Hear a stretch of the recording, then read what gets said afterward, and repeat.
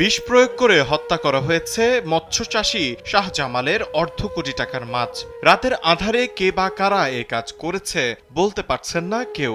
লক্ষ লক্ষ টাকার মাছ হারিয়ে সর্বশান্ত হওয়ার পথে এই মৎস্যচাষী। ঘটনাটি ঘটেছে নাটোরের সিংড়া উপজেলার সুকাশ ইউনিয়নের লওদাপাড়ার গ্রামে। ক্ষতিগ্রস্ত মৎস্যচাষী শাহজামাল ওই গ্রামের মৃত সূর্যত আলী শেখের পুত্র। জানা যায় গত শুক্রবার গভীর রাতে পুকুরে বিষ প্রয়োগ করা হয়। এতে পুকুরে ট্যাংরা, পাবদা, কাতলা, মৃগেল সহ বিভিন্ন প্রজাতির মাছ মরে ভেসে ওঠে। সকালে পচা গন্ধ পেয়ে পুকুর পাড়ে এসে মাথায় হাত মৎস্যচাষীর। সকালবেলা পুকুরে আমরা এসে দেখি মাছ সব মারা যাচ্ছে।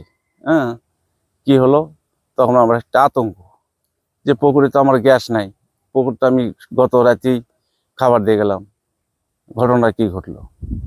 তখন আস্তে আস্তে দেখলাম যে পুকুরে মাছ খালি মারাই যাচ্ছে। পুকুরের দগ্নে পাশে আসে দেখা গেল যে গ্যাস ট্যাবলেট আছে, বোতল সহকারে, কার্টন সহকারে জঙ্গলের ভিতর লুকানো আছে। স্থানীয়রা এবং ক্ষতিগ্রস্ত মৎস্যচাষী জানান, প্রায় 6 মাস আগে ওই গ্রামের আব্দুস সামাদ গঙের কাছ থেকে 3 বছরের জন্য 12 বিঘা পুকুর লিজ নিয়ে প্রায় 10 প্রজাতির মাছ ছাড়া হয়। শুক্রবার গভীর রাতে কে বা কারা শত্রুতা করে বিষ প্রয়োগ করে।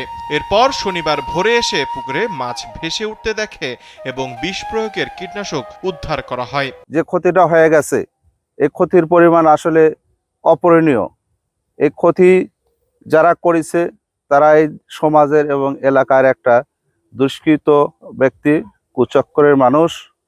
এদের আসলে আইনের আওতায় নিয়ে এদের শাস্তি হওয়ার দরকার। আমরা কয়েক ভাই মাছের ব্যবসা করি, একসাথে সবসময় লেগে থাকি। এই দিকে আসার পরে আমরা পুকুরে যে অবস্থা দেখলাম, প্রাথমিক আমার মনে করছে যে মাছ জাগে উঠছে। 16,10,000 টাকা দিয়ে সে লিয়া সবাই মাত্র মাছ ছাড়িছে, বুঝলেন। ছাড়িয়া যে পরিমাণ মাছ দেখেন যে প্রচুর মাছ, তারা খরচ 40-50 লাখ টাকা খরচও করছে। খরচ করার পর ওরা মাছ ওরা সামনের সিজনে বিক্রি, তাকে সেদিন নিয়ে তারা বিক্রি করে, মনে বুঝলেন। ক্ষতিগ্রস্ত মৎস্যচাষী মনে করছেন কেউ শত্রুতামূলক এই কাজ করেছে। অমানবিক এই ষড়যন্ত্রে প্রায় 60 লাখ টাকার ক্ষয়ক্ষতি হয়েছে বলে জানান শাহজামাল। এই অবস্থায় প্রশাসনের দ্বারস্থ হয়েছেন তিনি। চান অপরাধীদের দৃষ্টান্তমূলক শাস্তি। আর এই 5 মাসে আমার মোটামুটি খরচ আছে হলো প্রায় 50 লক্ষ টাকা। সম্পূর্ণ মাছ আমার নষ্ট হয়ে গেছে। তো এটা আমার কাছে, আমার দাবা আইনে আমার সুষ্ঠু একটা বিচার চাই এলো সরকারের কাছে। এদিকে সিংড়া থানার ওসি আসমাউল হক বিষয়টি নিশ্চিত করে জানান, খবর পেয়ে ঘটনাস্থলে পুলিশ পাঠানো হয়েছে। তদন্ত সাপেক্ষে দ্রুত ব্যবস্থা নেওয়া হবে। তৌহিদুল ইসলাম তারেক, কালবেলা।